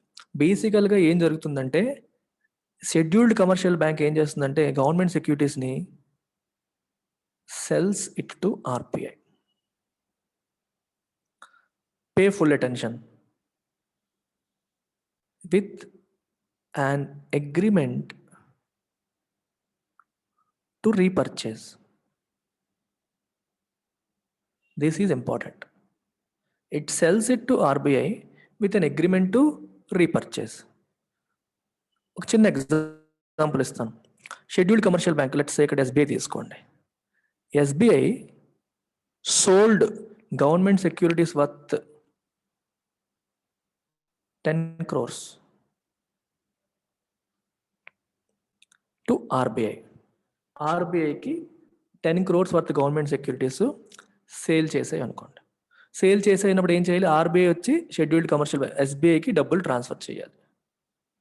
ఈ ట్రాన్స్ఫర్ చేసేటప్పుడు ఏం జరుగుతుందంటే with an agreement to repurchase. మళ్ళీ నేను కొనేసుకుంటాను, అంటే మీకు టెంపరీగా అమ్ముతున్నాను, మళ్ళీ నేను కొనేసుకుంటాను అని చెప్పి అంటాను. ఒక రోజు పోయాక లేదా 14 days పోయాక, depending upon the time period. Repos జనరల్గా ఓవర్ నైట్ రెపో అంటారు, 1 day, ఒక్క రోజు కోసం తీసుకుంటారు. లేదా 7 days ఉంటాయి, టర్మ్ రెపోస్ అంటారు, 14 days అంటారు. ఇప్పుడు Reserve Bank of India long term repos కూడా తీసుకొస్తుంది. రెపోస్ని కూడా లాంగ్ టర్మ్, 3 ఏళ్ళకి, 1 yearకి, 5 years కూడా తీసుకొస్తుంది. శక్తికాంత దాస్ వచ్చిన తర్వాత ఈ కాన్సెప్ట్ వచ్చింది, లాస్ట్ ఇయర్ నుంచి స్టార్ట్ చేశారు ఇది. ఇవన్నీ మీరు కరెంట్ అఫైర్స్లో భాగంగా మనం నేర్చుకుంటూ ఉంటాం. 1 day కో 7 days కో 14 days కో whatever it is. You sell it to RBI with an agreement to repurchase. అమ్మేసావు, మళ్ళీ కొనుక్కుంటావు. నువ్వు కొనుక్కునేటప్పుడు సేమ్ రేటే పెట్టుకుంటావా, ఎక్కువ పెట్టుకుంటావా?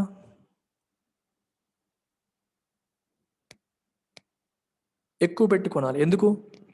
సేమ్ రేట్ ఇది ఆర్బీఐ ఎందుకు ఇస్తుంది నీకు? ఆర్బీఐ గారు నేను నా దగ్గర ఉన్న ఆస్తి నీకు ఇస్తాను, ఇవాళ 10 కోట్లు ఇచ్చేయండి, ఒక 3 నెలలు పోయాక మళ్ళీ అదే 10 కోట్లు ఇచ్చి నేను తీసుకుంటానంటే ఆర్బీఐ ఇస్తుందా? ఇవ్వదు కదా. సో డిఫరెన్స్ ఉంటుందా ఉండదా? డిఫరెన్స్ అనేది ఉంటుంది. డిఫరెన్స్ అనేది ఉంటుంది. అయితే ఇక్కడ కూడా కాన్సెప్ట్ ఆఫ్ డిస్కౌంటింగ్ వర్క్ అవుతుంది.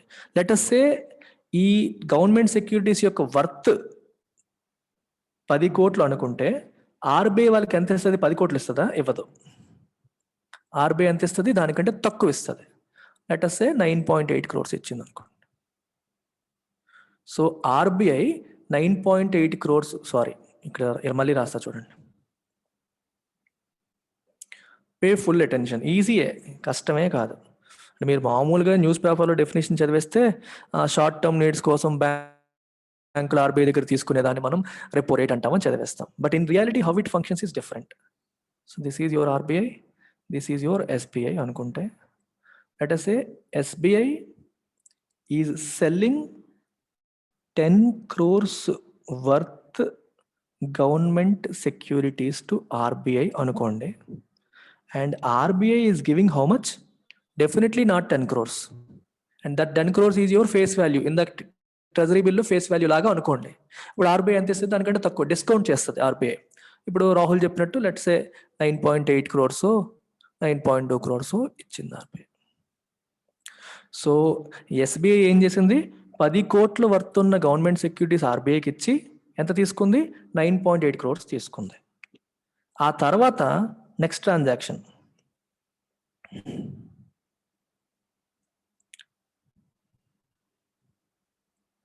ఎస్బీఐ ఏం చేస్తుంది? 10 crores పే చేస్తుంది. పే చేసి తన గవర్నమెంట్ సెక్యూరిటీస్ని మళ్ళీ కొనేసుకుంటుంది. ఈ రెండింటి మధ్యలో ఉన్న డిఫరెన్స్ 2 lakhs.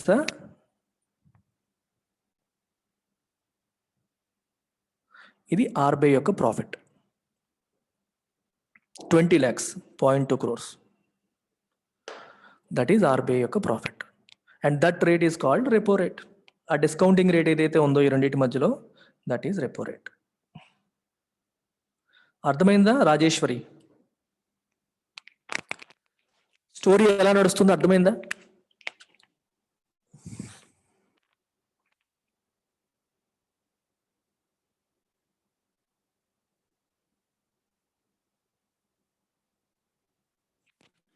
ఇక్కడ గుర్తుపెట్టుకోవాల్సిన విషయం ఏంటంటే repo rate is fixed by RBI. ఇక్కడ మార్కెట్ కాదు. Exactly this repo rate is the only thing that is fixed by RBI.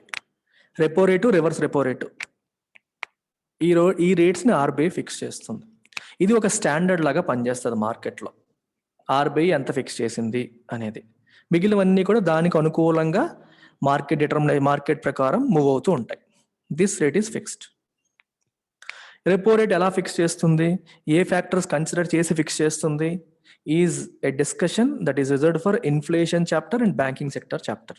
ఆ 2 చాప్టర్స్లో దీని గురించి మాట్లాడతాం. So it is important for you to understand what repo rate is. Repo rate functions ఏంటి, RBI functions ఏంటి మళ్ళీ చదువుతాం అక్కడ.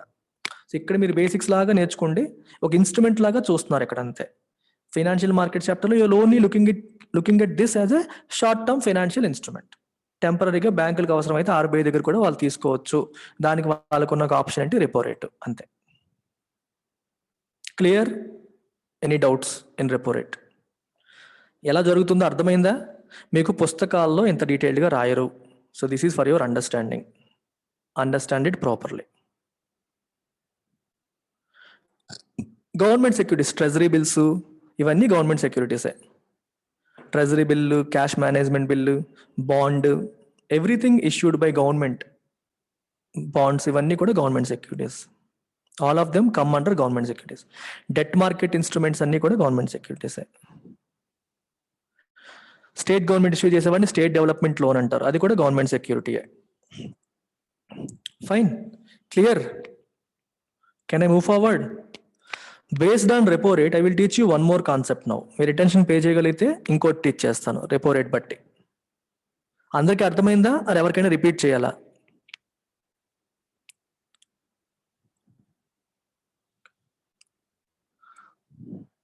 Right. So reverse repo rate ఒకటి ఉంది, ఇంకోటి కూడా చెప్తాను. రివర్స్ రెపో రేట్ ఎలా ఫంక్షన్ చేస్తుంది? దానికి opposite. Reverse repo rate functions in the opposite manner.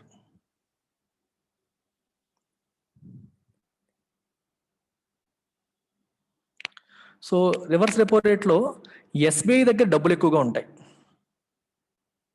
SBI దగ్గర డబ్బులు ఎక్కువగా ఉంటాయి. సో ఎస్బీఐ ఏం చేస్తుందంటే it gives money to RBI. RBI మరి ఏం చేయాలి? It has to give government securities. Reverse రెపోలో ఏం జరుగుతుందో చూసారా? ఇందాక ఏం చేసాం? ఎస్బీఐ గవర్నమెంట్ సెక్యూరిటీస్ ఇచ్చింది, ఆర్బీఐ దగ్గర డబ్బులు తీసుకుంది. ఇప్పుడు ఆర్బీఐ గవర్నమెంట్ సెక్యూరిటీస్ ఇచ్చింది, ఎస్బీఐ దగ్గర డబ్బులు తీసుకుంది. అంటే ఇక్కడ మీరు అనుకుంటారేమో, సార్ ఆర్బీఐకి అవసరమై ఎస్బీఐ దగ్గర అప్పు తీసుకుందా అని. కాదు, ఎస్బీఐ దగ్గర ఎక్కువ డబ్బులు ఉన్నాయి, ఆర్బీఐ దగ్గర పెట్టుకుంటుంది. Think of it like a deposit. ఇందాక కేసులో ఎస్బీఐకి అవసరమై తీసుకుంది, ఆర్బీఐకి అవసరం ఉండదు. ఆర్బీఐ కావాలంటే ప్రింట్ కొట్టుకుంటుంది, దానికి అంత బాధ లేదు. ఎస్బీఐ దగ్గర డబ్బులు ఎక్కువ ఉన్నాయి, ఖాళీగా పెట్టుకుంటే ఏం ఉపయోగం అని చెప్పి ఆర్బీఐ దగ్గర పెట్టుకుంటుంది. దానికోసం again you are giving it government సెక్యూరిటీస్ని కొలేటరల్గా తీసుకుంటుంది. So RBI is now selling government securities to SBI with an agreement to repurchase. So repurchase అనేది జరుగుతుంది మళ్ళీ. ఓకే, సో సెకండ్ ట్రాన్సాక్షన్లో ఏం జరుగుతుంది? RBI will give money and SBI will give government securities back. తను ఏదైతే ఆర్బీఐ ఇప్పుడు ఎస్బీఐకి అమ్మిందో వాటిని మళ్ళీ కొనేసుకుంటుంది బై పేయింగ్ మనీ. మళ్ళీ same thing, let us say 10 crores ఎక్కడ వస్తుంది? అప్పుడు 9 crores, 9.8 crores తీసుకుంటాం. 9.8 crores తీసుకుంది ఎస్బీఐ దగ్గర, ఇప్పుడేమో 10 crores చెల్లించింది. అలా దానికి ఆపోజిట్ వేసుకుంటే ఇది reverse repo. Reverse repo rate కూడా ఆర్బీఐ ఫిక్స్ చేస్తుంది. Reverse repo rate is generally less than repo rate. Repo rate కంటే తక్కువ ఉంటుంది. రివర్స్ రెపో కాన్సెప్ట్ ఎప్పుడు వస్తుంది అంటే మీకు రివర్స్ రెపో కాన్సెప్ట్ ఎప్పుడు వస్తుంది అంటే బ్యాంకుల దగ్గర ఎక్స్ట్రా క్యాష్ ఉన్నప్పుడు వస్తుంది. When they have extra cash they don't know what to do, they will put it in. కనిపిస్తుందా మీకు?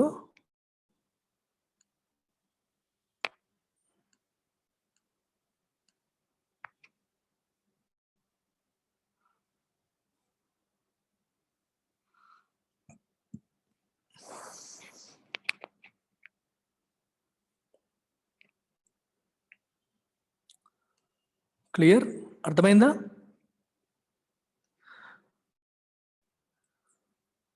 Is it clear now? కనిపిస్తుందా?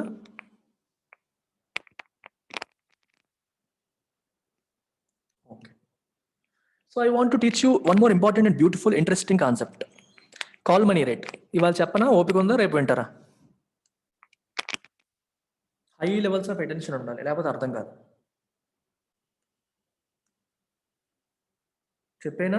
Okay, fine, cool. Now imagine there are a lot of banks.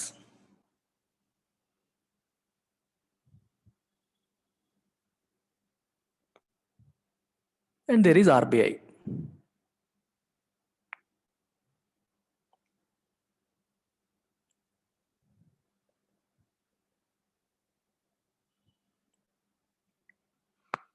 బ్యాంకుల పేర్లే మర్చిపోతున్నాను.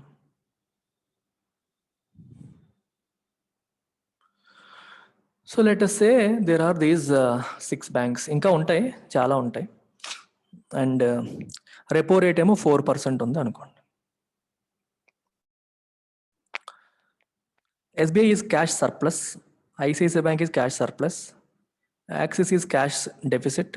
ఇక్కడ cash deficit ఉంది, cash deficit ఉంది, cash deficit ఉంది అనుకోండి. Now axis banks want money. Axis బ్యాంక్కి మనీ కావాలి. ఆర్బీఐ రెపో రేట్ అనేది ఫిక్స్ అయిపోద్ది, అది మారదు. సో 4% ఉంది. మనీ ఇవ్వగలిగే వాళ్ళు ఇంకెవరున్నారు మనకి? ఎస్బీఐ ఇవ్వగలదు, ఐసిఐసిఐ బ్యాంక్ ఇవ్వగలదు, అంతేనా? ఎస్బీఐ ఇవ్వగలుగుతుంది, ఐసిఐసిఐ బ్యాంక్ ఇవ్వగలుగుతుంది. నౌ టెల్ మీ, ఎస్బీఐ వాడు ఎంత వడ్డీకి ఇవ్వగలుగుతాడు? కెన్ ఎస్బీఐ సే 3% అనుకోండి. ఎస్బీఐ 3% అన్నప్పుడు యాక్సిస్ బ్యాంక్ ఎస్బీఐకి వెళ్తుందా, ఆర్బీఐకి వెళ్తుందా?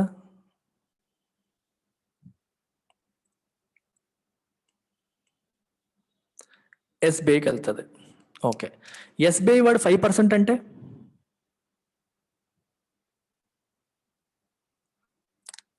ఎస్బీఐ వాడు 5% అంటే ఏం చేస్తాడు? ఆర్బీఐకి వెళ్తాడు. ఎస్బీఐ వాడు కూడా 4% అంటే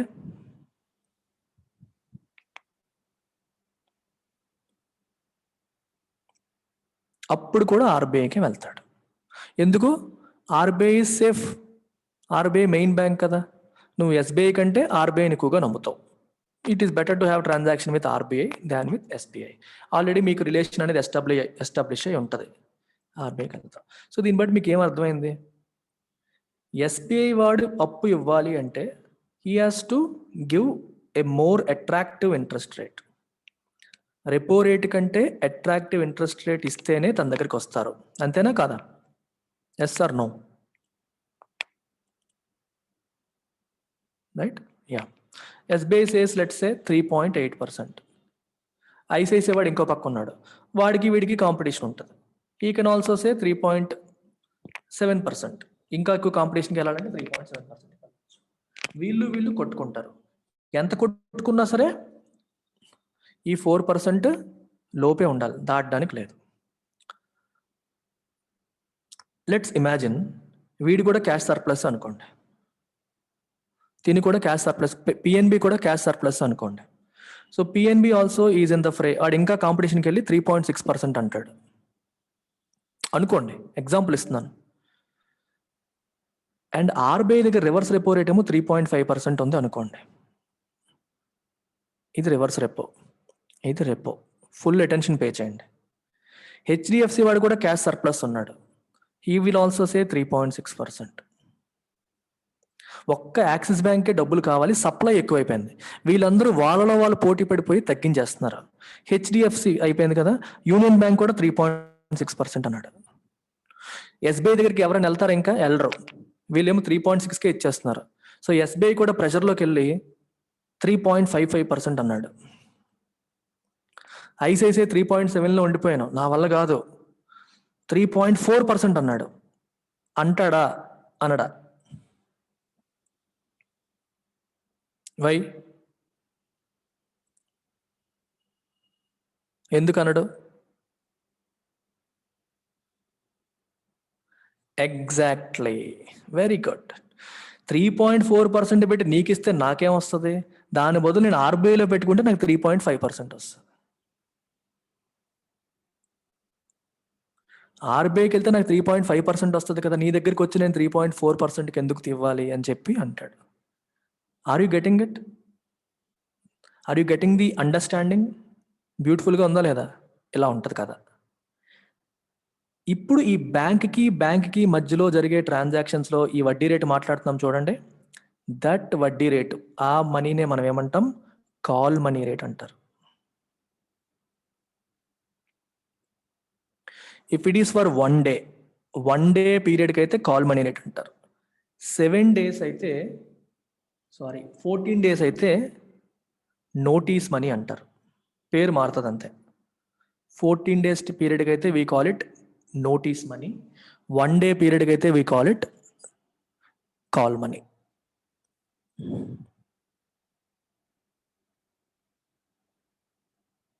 గాట్ ఇట్? అంతే, 2 పేర్లు ఉంటాయి మీకు, call money, notice money. 1 day అయితే కాల్ మనీ అంటాం, 14 days అయితే నోటీస్ మనీ అని చెప్పి అంటాం. Is it interesting? బ్యూటిఫుల్? ఇది మీరు ఒక డెఫినేషన్ లాగా చదివితే మీకు గుర్తురాదు, అర్థం కాదు. అందుకే మీకు ఒక సినారియో క్రియేట్ చేసి చెప్పాను. ఈ సినారియోస్ మీకు పుస్తకాల్లో ఉండవు, ఏ బుక్ చూసినా దొరకదు, ఎక్కడికి వెళ్ళినా కనిపించదు. విజువలైజేషన్ అనేది ఇంపార్టెంట్. రియల్ లైఫ్లో ఎలా జరుగుతుందని విజువలైజ్ చేసుకుంటే మీ నోట్ నుంచి ఆన్సర్లు వచ్చాయి. సోక్రటిక్ ఫిలాసఫీ పనిచేస్తుంది బాగా. You know everything. That's what Socrates says. Teacher's job is to bring it out. I don't have to tell you. I don't have to teach you. I have to show you the direction. You will pull it out.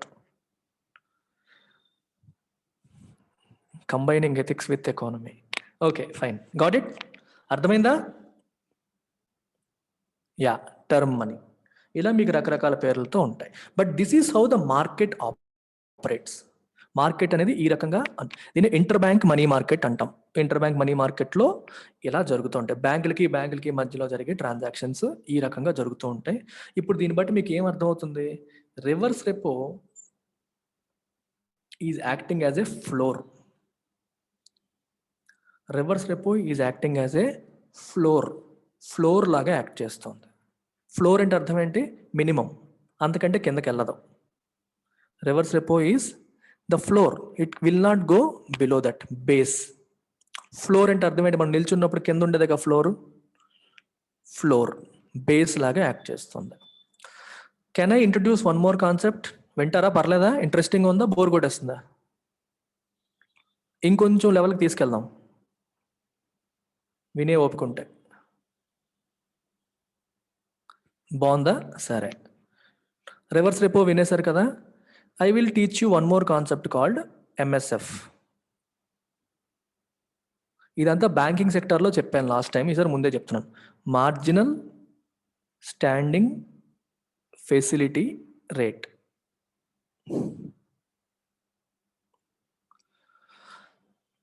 ఇక్కడ మీరు అర్థం చేసుకోవాల్సింది ఏంటంటే, మీకు ఇందాక చెప్పాను, బ్యాంక్స్కి అవసరం అయినప్పుడు they can take money from RBI అని చెప్పాను.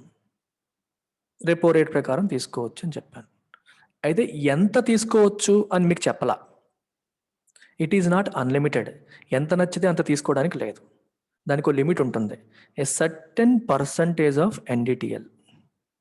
అంటే బ్యాంక్ దగ్గర ఉన్న నికరంగా ఉన్న డిపాజిట్స్లో కొంత పర్సంటేజ్ లిమిటేషన్ పెడతారు. అంత పర్సెంట్కి మించి తీసుకోవడానికి అవ్వదు.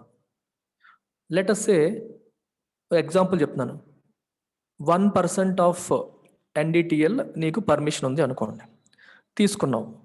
నీకు ఇంకా డబ్బులు అవసరం, అప్పుడు ఆర్బీఐ దగ్గరికి వెళ్తే నువ్వు లిమిట్ దాటేసావు నీకు ఇవ్వను అంటది. కానీ ఆర్బీఐ ఏమంటుందో తెలుసా? రెపో రేట్ ప్రకారం ఇవ్వను, కానీ ఎంఎస్ఎఫ్ ప్రకారం ఇస్తానంటది. మార్జినల్ స్టాండింగ్ ఫెసిలిటీ రేట్ ప్రకారం ఇస్తాను, కానీ నువ్వు లిమిట్ క్రాస్ చేస్తావు కాబట్టి రెపో రేట్ కంటే ఎక్కువ వడ్డీకి ఇస్తాను అంటది. సో +2% +1% ఎంతో చెప్తుంది. I will not give you at the వడ్డీ rate of repo rate, I will give you at the వడ్డీ rate of MSF, interest rate of MSF రేట్కి నేను ఇస్తాను అంటది. దాన్ని ఏమంటాం? పెనాల్టీ. నువ్వు నీ లిమిట్ దాటి అడుగుతున్నావు కాబట్టి నేను ఇస్తాను, కానీ ఎంఎస్ఎఫ్కి ఇస్తాను, రెపో రేట్ ప్రకారం ఇవ్వను అని అంటుంది. ఇది మైండ్లో పెట్టుకోండి. సినారియో మళ్ళీ రీక్రియేట్ చేద్దామా? ఇప్పుడు ఇంకొక క్యారెక్టర్ తీసుకొచ్చాను మీకు, మూడో క్యారెక్టర్.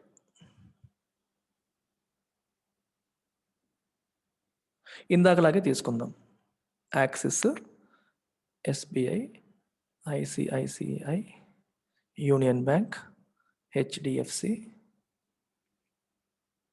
బ్యాంక్ పేర్లు గుర్తులో పిఎన్బి, పంజాబ్ నేషనల్ బ్యాంక్ తీసుకోండి.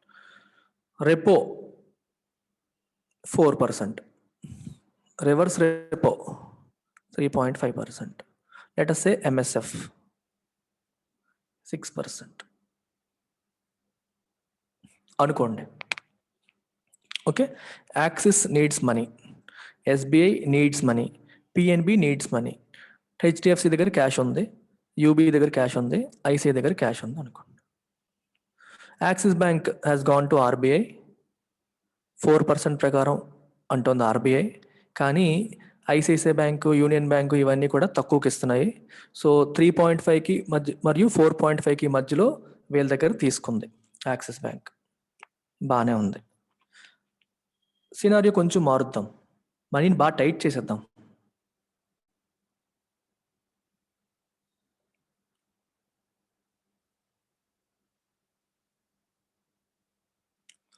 ఓకేనా, టైట్ చేసేద్దాం మనీని బాగా.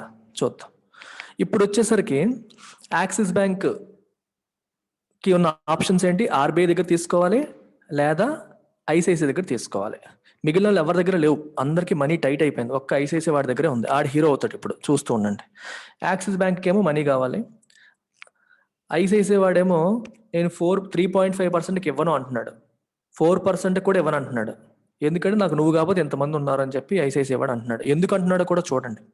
లెటసే యాక్సిస్ బ్యాంక్ వచ్చేసి 20 crores కావాలి, కానీ ఆర్బీఐ లెక్క ప్రకారం తనకి 10 crores వస్తుంది, రెపో రేట్ మీద 10 crores వస్తుంది. సో ఆర్బీఐ దగ్గరికి వెళ్ళి రెపో రేట్ ప్రకారం 10 కోట్లు అప్పు తెచ్చుకున్నాడు. కానీ యాక్సిస్కి ఇంకో 10 crores కావాలి, ఇంకో 10 crores కావాలి. ఈ 10 crores కోసం యాక్సిస్ ఎక్కడికి వెళ్ళాలి? దిక్కు లేదు. ICICI is the only option, ఇంకెవరి దగ్గర డబ్బులు లేవు, ఐసిఐసిఐ బ్యాంక్కి మాత్రమే వెళ్ళాలి, వేరే ఆప్షన్ లేదు. ఐసిఐసిఐ వాడు ఇప్పుడు ఏమంటాడు? భయపడతాడా? 3.5% పెడతాడా? 3.8% పెడతాడా? ఎంత పెడతాడు? ఎంత పెడతాడు చెప్పండి? గ్రేటర్ దాన్ 4 పెడతాడు, గ్రేటర్ దాన్ 4 పెడతాడు. ఎందుకు? ఆర్బీఐ దగ్గర అది 4%, కానీ లిమిట్ ఎగ్జాస్ట్ అయిపోయింది, 4% పెడతాడు. సో 4.5% పెట్టాడు, యాక్సిస్ వాడు తీసుకుంటాడా? తీసుకుంటాడు. 5% పెట్టాడు, యాక్సిస్ వాడు తీసుకుంటాడా? తీసుకుంటాడు, దిక్కులేదు. 5.9% పెట్టాడు, తీసుకుంటాడా? తీసుకుంటాడు. 6.1% పెట్టాడు, తీసుకుంటాడా? తీసుకోడు. ఎందుకు? 6%కి అయితే నేను ఆర్బీఐ దగ్గరికి వెళ్తాను కదా, నీ దగ్గరికి ఎందుకు రావాలి అంటాడు. అర్థమైందా? ఇందాకటి కథలో మనం ఏం చూసాం? వడ్డీ రేటు ఎంత కిందకి వెళ్ళొచ్చో చూసాం. ఇప్పటి కథలో ఏం చూసాం? వడ్డీ రేటు ఎంత పైకి వెళ్ళొచ్చో చూసాం. So MSF acts as roof, పైకప్పు. ఎంఎస్ఎఫ్ అనేది రూఫ్ కింద యాక్ట్ చేస్తుంది, రివర్స్ రెపో అనేది ఫ్లోర్ కింద యాక్ట్ చేస్తుంది, and repo is in between. Real లైఫ్లో ఎలా ఉంటుంది? బ్యాంకుల మధ్యలో జరిగింది MSF, reverse repo, repo. So interest rates vary between MSF and reverse repo between banks.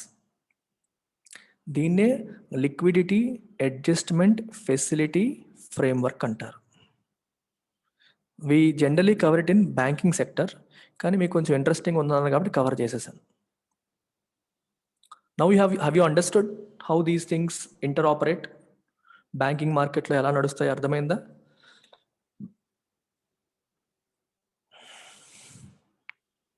Yes or no? Yes. So repo is a money market instrument, reverse repo is also a money market instrument, and you also say call money. Bank ki madhyalo jarige interest rate, call money, notice money 14 days ki. Tarvata term money antaru, more than 14 days aithe term money, less than 1 year. Ivanni kuda money market loki vastayi. All of them function on the concept of discounting. మీకు అర్థం కావడం కోసం వడ్డీ రేట్లను రాస్తున్నాను, కానీ ఇవన్నీ discount rates అంతే. They work on the principle of discounting. ఓకేనా? ఇక్కడికి ఆపుదాం. ఇంకా క్యాష్ మేనేజ్మెంట్, సారీ ఇది ఉంది, కమర్షియల్ బిల్ ఉంది, అది రేపు మాట్లాడదాం. Tomorrow's class let's talk about commercial bill. Commercial bill అయిపోయాక let's move to capital market. Capital market, money market చెప్పేస్తే అయిపోయింది ఫైనాన్షియల్ మార్కెట్, ఇంకేం లేదు. ఇంకా కొంచెం మీకు స్టాక్ ఎక్స్చేంజెస్ అవన్నీ చెప్తే చెప్పాలి, చూస్తాను మీకు ఎగ్జామ్ పాయింట్ ఆఫ్ వ్యూ ఎంత అవసరమో చూసి అంత చెప్తాను. ఈ వీక్లో మీకు ఫైనాన్షియల్ మార్కెట్ చాప్టర్ అయిపోతుంది. We will move to next chapter in the next week. Clear? అర్థమైందా? బాగా డౌట్స్ ఉన్నాయి?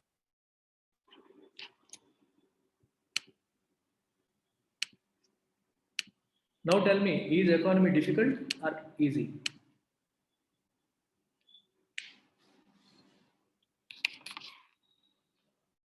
This is supposed to be a difficult chapter. Do you think it is difficult? Are you finding it is difficult? Thank you.